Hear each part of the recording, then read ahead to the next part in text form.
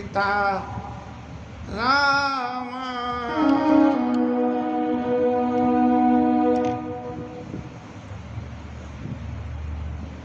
राम जी महाराज ने संतों के गुण तो कहे, अब नंबर आया भैया संतों के गुण का। ये कलयुग का समय है, वो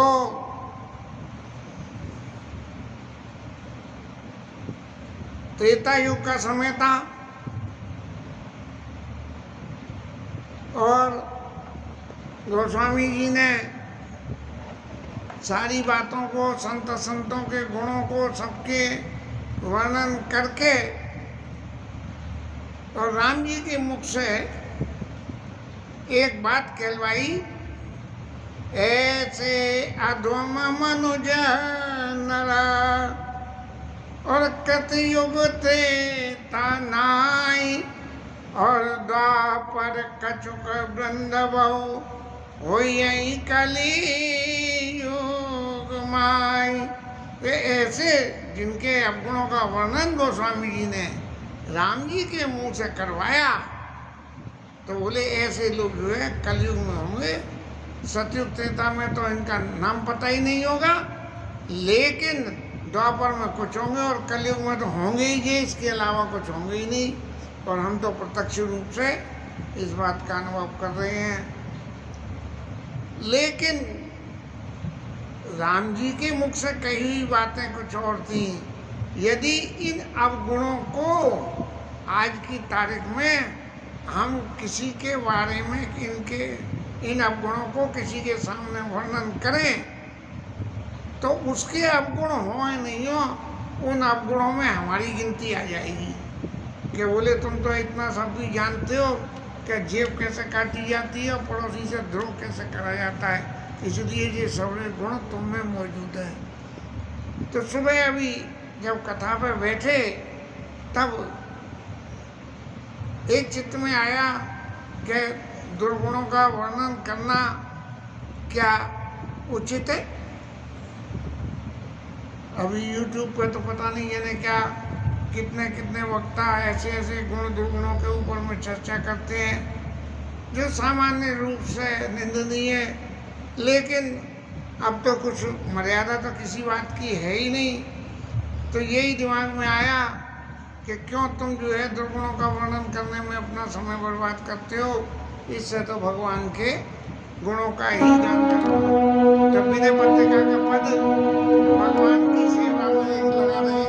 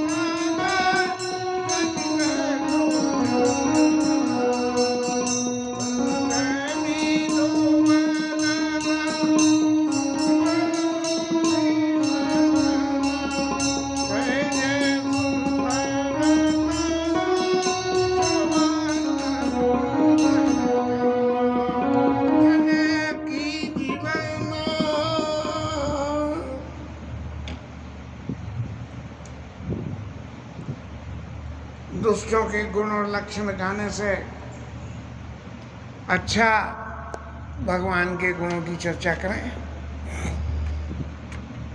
अब यदि हम व्यक्तिगत रूप से कहें तो क्या हमें मालूम नहीं है कि हम में कितने अवगुण हैं? और जब हम में अवगुण है और संसार में भी अवगुण है तो ये हम कैसे कह लें कि हम अपने में तो अवगुण है, उनकी तो कोई चर्चा नहीं, दूसरे के अवगुणों की बुराई करें और इस बुराई करें। इसी का नाम कलयुग है। इस तरह से ये कलयुग महाराज को प्रणाम करके मूल कथा पे आगे चलना। ये 40 दोहे उत्तरकांड के पूर्ण हुए और राम राज्य की बड़ाई के साथ में कलयुग की महिमा को भी गोस्वामी जी ने गान किया और फिर कलयुग के प्रभाव को निराकरण करने के लिए रास्ता भी बता दिया। और वो रास्ता क्या रहा?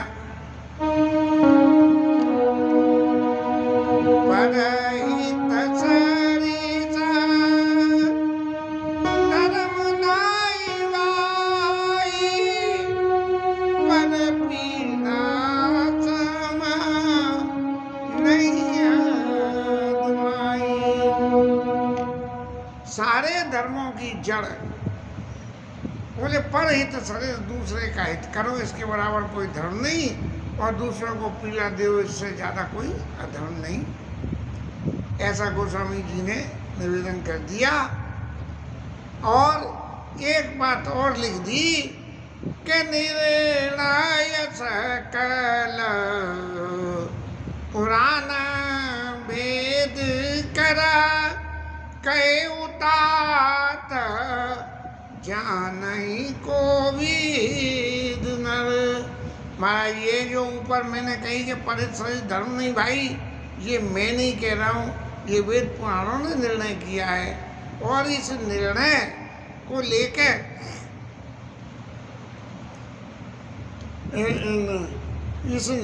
लेके निर्णय सकल पुराण वेद कर, और मैंने इसको कहा। और इस निर्णय को कहीं तात जाने को भी तुम्हें, वो मनुष्य जो चतुर है, कभी जो गान करे, और कोविद वो जो उनके गान में से अर्थ निकाल के मतलब की बात निकाले। और एक सबसे बड़ी बात है, नर शरीर धरि ये पर पीरा कराई ते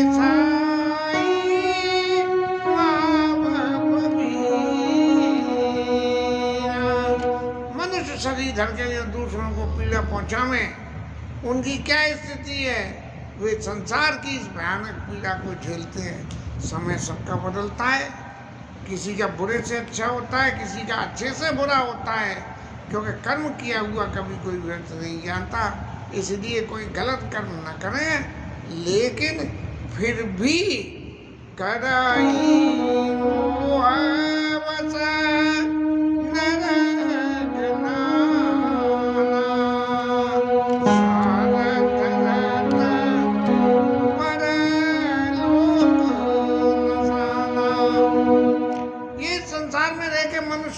तरह के पाप करते हैं। क्यों करते हैं? अपने स्वार्थ के वशीभूत होकर। लोग कहते हैं कि कल किसने देखा है और आगे किसने देखा है, लेकिन हमारे मनीषियों ने तो ये कह दिया कि जैसा करोगे वैसा भरोगे। आज नहीं, आज से 100 जन्म पूर्व भी कुछ गलत करी आए हो तो उसका परिणाम भुगतना पड़ेगा। तो न सही दर्जे पर वीरा करेंगे सही महावर वीरा, और करई मोह बस न रगनाना स्वार्थ पर लोक नसाना।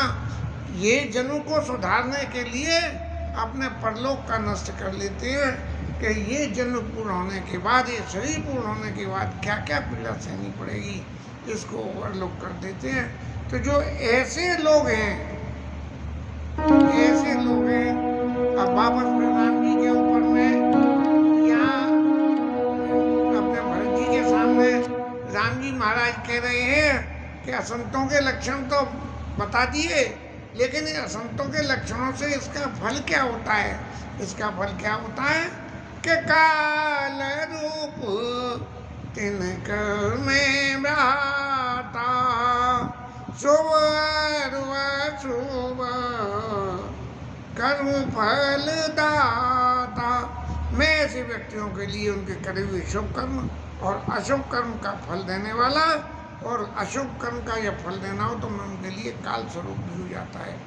जीवन में कितने ऐसे संकट आ जाते हैं, या जीवन इस तरह के संकट में आ जाए कि अब तो जीवन तेरे हवाले मुरलिया वाले, ऐसे भजन लोगों ने गाए कि वहाँ मुरलिया वाले के राम जी के अधीन जो है जीवन को करना पड़ा और उन्होंने फल मिला।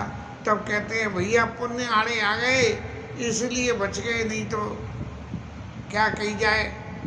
अपने ऊपर ही जब विचार करता हूँ, पकड़ हुई उसके बाद में ये पेट कटा, लेकिन उन सबके बाद भी रिवाइवल बना। इसका मतलब साफ है कि बात है कि करे हुए पुण्यों का जो भी संचय हो, वो भले ही संचय करे हुए पुण्यों का क्षय हो गया हो, लेकिन गोविंद की कृपा इस शरीर के ऊपर में है, तभी तो ये शरीर बच गया। नहीं अंतड़ियाँ जिस आदमी की बाहर निकली आई हों, वो आदमी जो है अपने हाथ से उठा के अपनी अंतड़ियों को और अंदर घुसाए पेट में, और फिर ऊपर से हाथ डांट के अस्पताल जाके और डॉक्टर को सब कुछ बता दे, और उसके बाद में भी वो आदमी जिंदा है। तो काल रूप तिनकर में भ्राता, शुभ अशुभ कर्म फल दाता। सारे शुभ और अशुभ किए हुए कर्मों के फल को देने वाला होता हूँ। राम जी महाराज भरत जी को इस बात को समझा रहे हैं। इसलिए भरत जी महाराज एक बात ध्यान करिए कि आप इस बात का विचार मत करिए कि त्याग ही कर्म शुभाशुभदायक। बोले क्या करें क्या नहीं करें, क्योंकि शुभ और अशुभ कर्म का जब सफल सबका ही मिलना है तो क्या करें ना क्या करें, ये भी तो पहले विचार करना पड़ेगा। इसीलिए विचार करने की जरूरत नहीं है। अस विचारी जे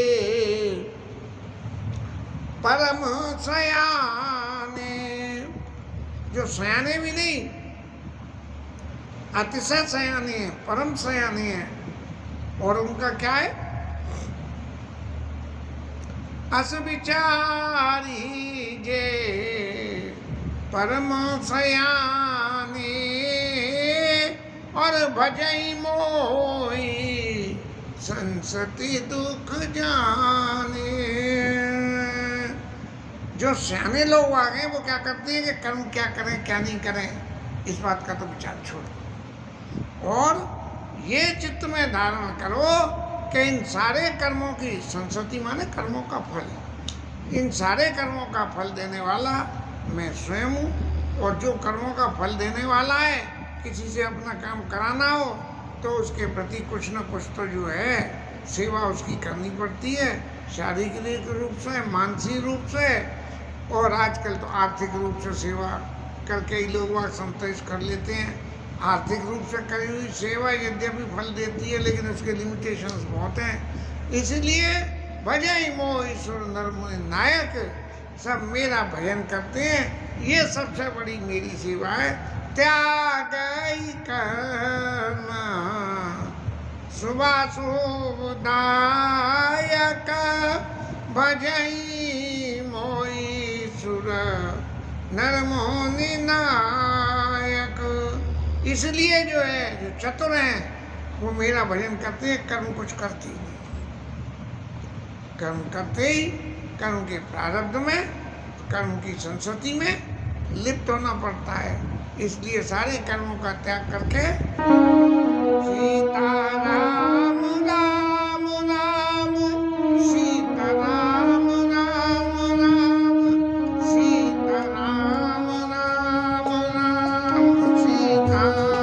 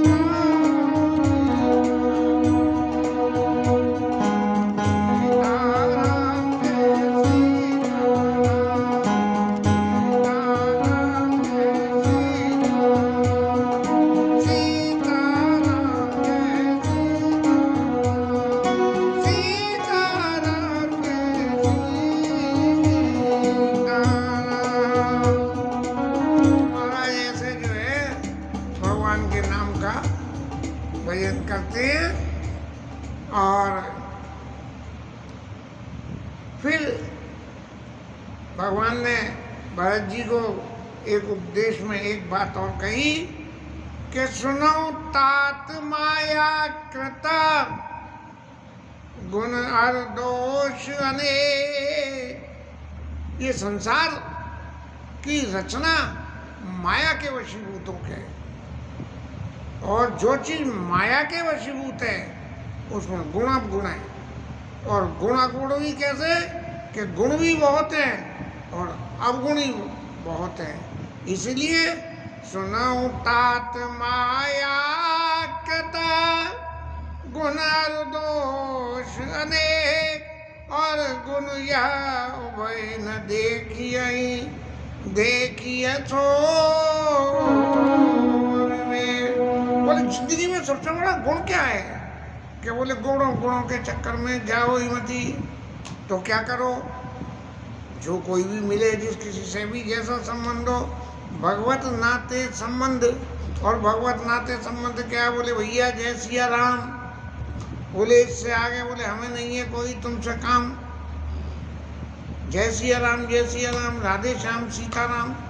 तो सुनो तात माया कर गुण और दोष अनेक। गुण या उभय न देखिए स्व विवेक। यदि आप गुण और अवगुण देखने जाओगे तो फंसे बिना उनमें रहोगे ही नहीं। कीचड़ में होके बच के निकलने का प्रयास करोगे तो बड़ी मुश्किल से ही निकल पाओगे, लेकिन कीचड़ के छींटे फिर भी आ जाएंगे।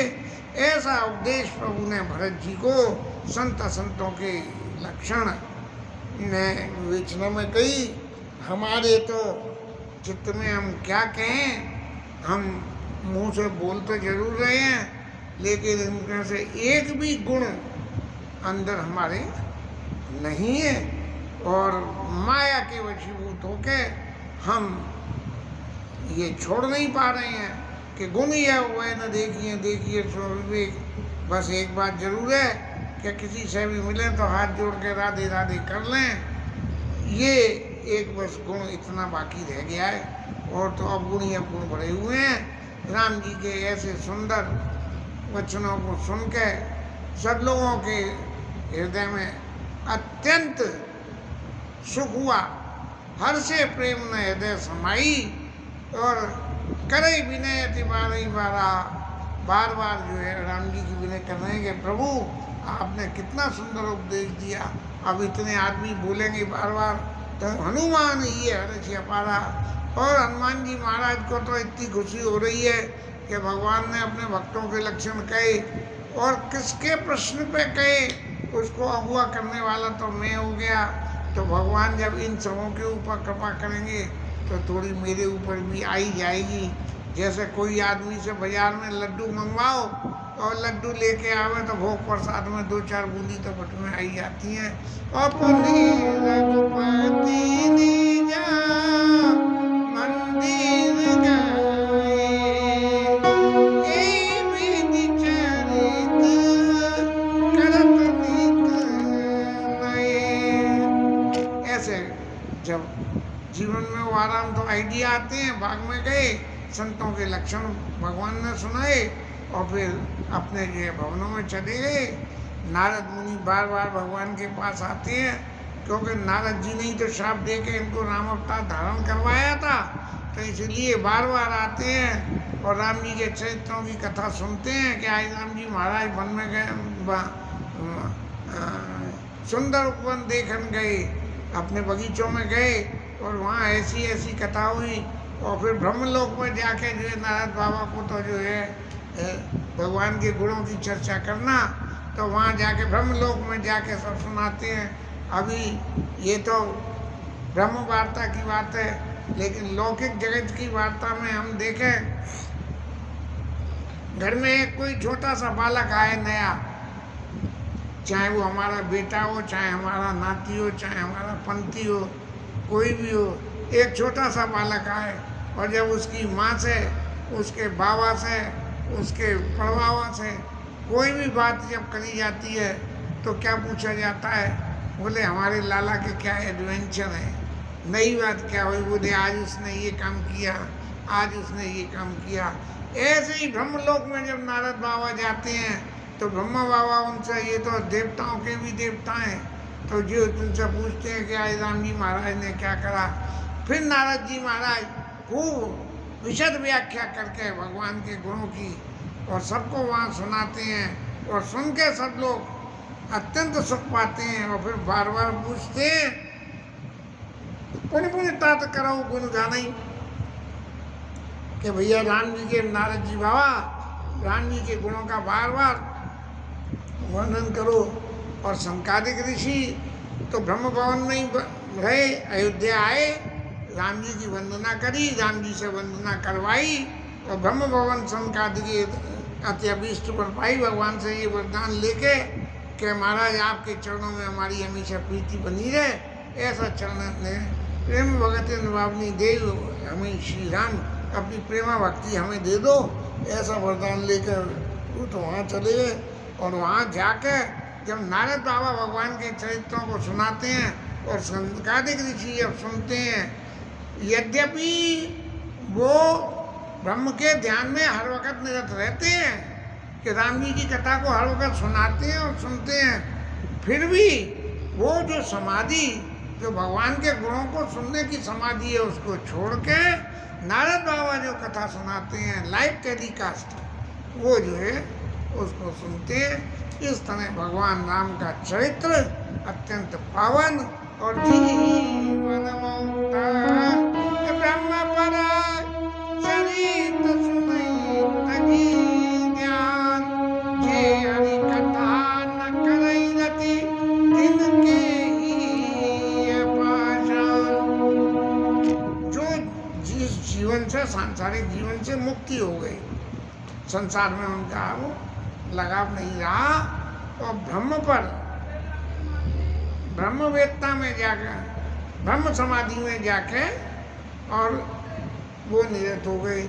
चरित्र सुनई तजी ध्यान, वो भगवान को ध्यान करने की क्रिया को छोड़ के भगवान के चरित्रों को सुनते हैं। ऐसे भगवान के जो कथाओं के जो चरित्र का जो रस है, जैसे एक छोटे बालक की लीला का रस होता है, ऐसे ही भगवान के चरित्र की लीला का रस होता है।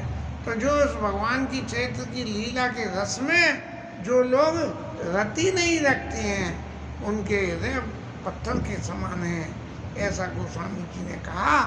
और इसके साथ में एक, जहाँ से ये कथा शुरू हुई थी, वो प्रसंग आ रहा है 42 में दोहे से, कि एक बार रघुनाथ बुलाए और करोना काल में जो है राम जी का ये उपदेश की कथा कल फिर 3 साल बाद ये वहीं पहुंच गई, और वहाँ से कल इस कथा को लेंगे। तब तक के लिए ये कथा